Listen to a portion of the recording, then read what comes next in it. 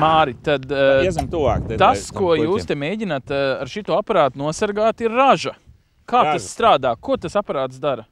Aparāts mēra pašreiz mēra mitrumu un temperatūru metra augstumā un gaisa mitrumu un temperatūru pie zemes. Nu, un šis metra augstums ir tik vai tad atšķirīgs? Kāda jēga divreiz mērīt? 13. 14. maijā naktī uz zemes bija pie +1 augšā, -7,5 grādu lejā. Tāda atšķirība varbūt? Jā. Tās ir tā saucamās, tā saucamās radiācijas salnas, kas notiek skaidrā debesī un sausā laikā. Pirmais šis sensoru tīkls darbojas patoļīgās teritorijās. Viņš samēra, kur tas notiek. Informācija caur GSM, tur būdiņai uz jumta tas iet viss gaisā. Jā.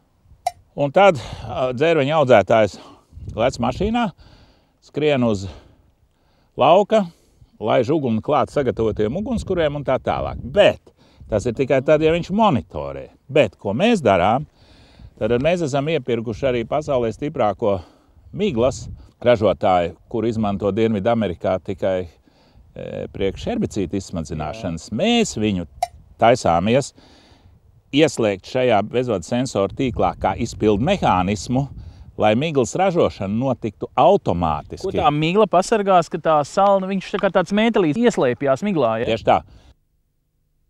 Andri, jūs te saimniekojat savā purvā cik gadus jau?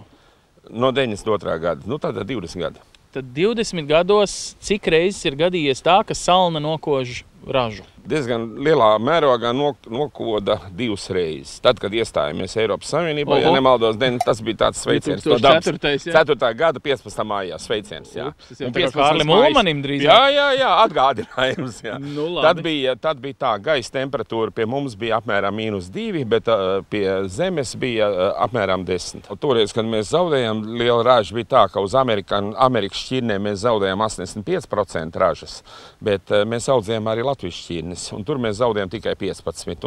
Tā Latvijas šķirne ir jau piemērojusies. Pareizi, jā. Ko jūs darat tajās naktīs, kad ir tā bīstamība? Jūs staigājat ar kaut ko karstu apkārt? Nē, man vecais paņēmiens. Man ir daudzas muces, tur tālumā var redzēt tādas tā kā krāstiņas, aizkurina malku un virsū samet kūdru. Veidojās slāpekļu oksīdu, veidojās tvaiki, un viņi ir, jūs zināt, kūdri, kad deg, tie dūmi neceļās gaisā. Piemaskals, atcerieties, piemaskals degšanas, jā, atcerieties Latgali, kad deg, jā.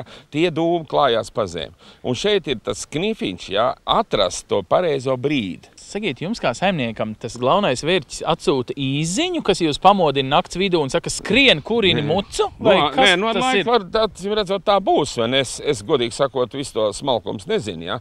Šobrīd ir tā, ka es jebkurā brīdī ieslēdzu datoru un redzu, kas notiek. Tiklīdz es redzu, kā pie zemes temperatūra sāk strauji kristies, līkni izmainās, jā. Viņi te punktiņi nāk ik pa 3 minūtes vai 5 minūtes nāk, vai ne? Burtiski var teikt tā ar kādu kļūdu, 10-15 minūtes es jūtu, ka kaut kas nav labs. Tad es braucu šeit, paņem līdzi atkal pārēju uz mobīlo, uz mazo datoriņu, ja? Un tad es šeit uzreiz uz vietas konstatēju, vai ir jāslēdz iekšā viss sistēma vai nav. Te viņš varbūt izglābi lielu, gan cilvēku ieguldīto darbu, gan ražu, gan attiecīgi viņu darba vietas un peļņu, bet tikpat labi kādam citam zemniekam ar citām kultūrām viņš var arī kaut ko izglābt. Jā, Latvijas valsts meži, ņemot vērā to, ka mūsu attālumi būs līdz kilometram, tad mēs varam noklāt lielas teritorijas un detektēt, pieliekot dūmu detektoru, vai kaut kur nav ugunsgrēks.